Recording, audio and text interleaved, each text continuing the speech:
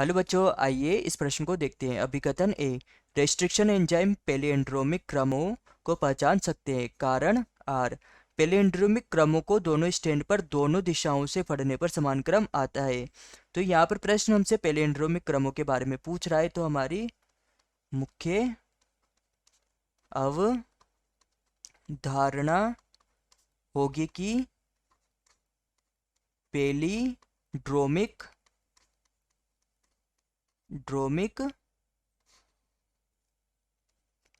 क्रम क्या होते हैं।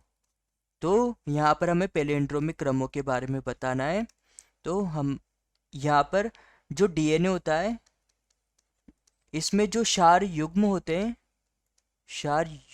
हैं, इन युग्मों का जो क्रम होता है, अगर इस क्रम को हम किसी भी दिशा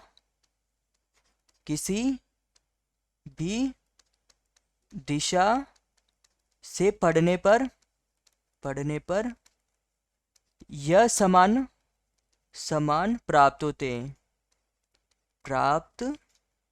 हैं, अर्थात इनमें किसी भी प्रकार का बदलाव नहीं आता है। उदाहरण के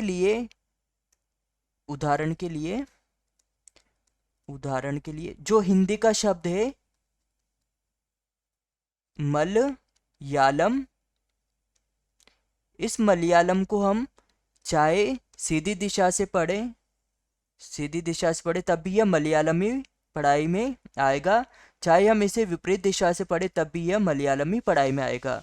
तो यहाँ पर अभिकथन में हमारे पास था रेस्ट्रिक्शन एंजाइम। तो रेस्ट्रिक्शन एंजाइम, तो जो रेस्ट्रिक्शन एंजाइम होता है यह आणविक कैंची होती है, इसे आणविक कैंची के नाम से जाना जाता है।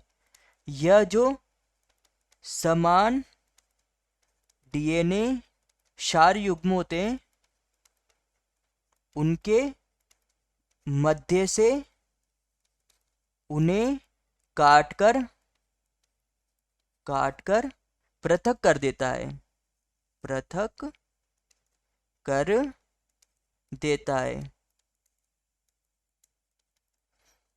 तो यहाँ पर हमारे पास अभिकथन ए में था कि रेस्ट्रिक्शन एंजाइम पैलिएंड्रोमिक क्रमों को पहचान सकते हैं। तो यह हो जाएगा सही कि जो रेस्ट्रिक्शन एंजाइम होते हैं ये पैलिएंड्रोमिक क्रमों को पहचान लेते हैं। कारण आर था कि पैलिएंड्रोमिक क्रमों को दोनों स्टैंड पर दोनों दिशाओं से पढ़ने पर समान क्रम आता है। तो यह भी हो गया सत्य कि समान क्रम ही आएगा। तो यहाँ पर हमारा जो कारण है, किंतु यह जो कारण है यह अभिकथन आर की सही से व्याख्या नहीं कर पा रहा है। तो हमारा उत्तर होगा उत्तर ब कि ए और आर दोनों सत्य है, लेकिन जो आर है वह ए की सही से व्याख्या नहीं करता है। तो हमारा प्रमुख सिद्धांत होगा कि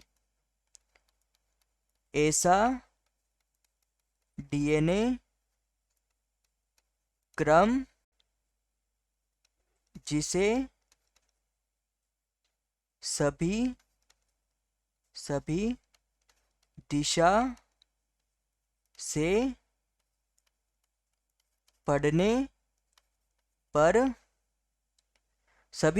पढ़ने पर समान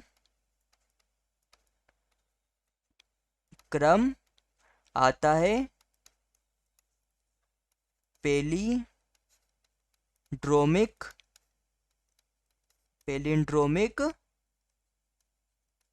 क्रम कहलाते हैं। आशा है कि आप इसे अच्छी तरह समझ गए होंगे। धन्यवाद।